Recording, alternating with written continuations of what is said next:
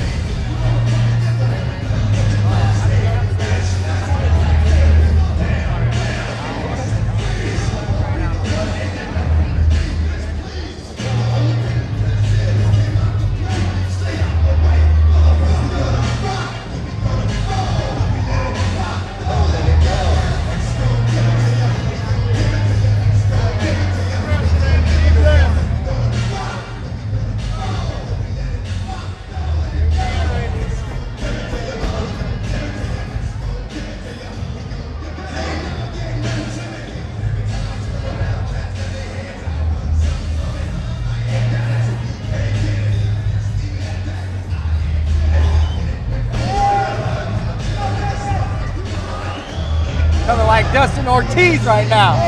Ladies and gentlemen, our second bout of the evening is scheduled for three-minute rounds in the Caged Aggression Amateur Flyweight Division. Introducing first, fighting out of the red corner. He stands 5 feet 7 inches tall and weighed in at 125 pounds. Joining us from Washington, Illinois, Brandon Anderson. And his opponent, fighting out of the blue corner. He stands 5 feet 5 inches tall and weighed in at 125 pounds. He trains with Kakoa MMA. Joining us from Waterloo, Iowa, Alex Bartels.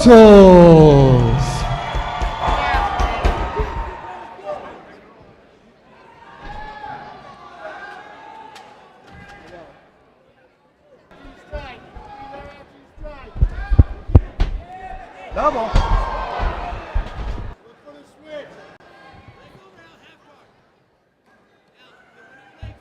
Gotta release that right hand. Can't wait for him to stand you up.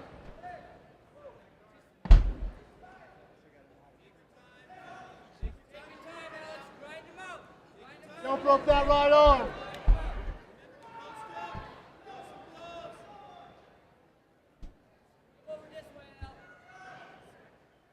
Let him hang out there. Look at Tony. He's off balance, Brandon. He's off balance.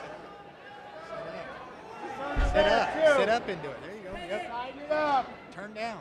You got to get it under his chin, Brandon. Yep, turn to your right. Turn to your right. There you go. Be all right here. Otherwise, it's 5 minutes going through. Looks like somebody unplugged your power. All right. Here we go. Round one. About 1 minute and 50 some odd seconds left in round one. With the second matchup between Brandon Anderson and Alex Bartels. Looks like Brandon Anderson is a dominant position right now, but both guys have sort of been switching back and forth on the ground. Working on that neck, and if he needs to stop leaning back and lean forward and sit into it. But how much did he just burn his arms out doing that too? Oh, Bartels going for a deep choke right there. Not quite locked in at the moment. Yeah, Anderson was almost out of a bad position, and he just kind of He's stopped on it. in a bad No, it's in position. there. On it. And there it is, and that's the finish. Wow. Wow. Looking like a mini Ben Askren out there, all funky and not with the fro. And even for a three-year layoff, he came out and he left it on the line. He seems to be in good spirits. He's probably just happy to knock that rust off and get back in it. If I was a betting man, I'd say he's wrestled once or twice in his life, and guys that have wrestled usually don't need any time for no ring rust. We don't know anything about that. We're ready to go to war as soon as we get the call. Oh yeah. Yeah, big credit to Alex Bartels though for coming in and being able to have a performance like that, especially going against somebody who is an independent fighter. And to me, that says question mark. You know, I don't know what he's going to bring. So he was able to come in against a very game opponent and get that W. Nice submission win. Well prepared.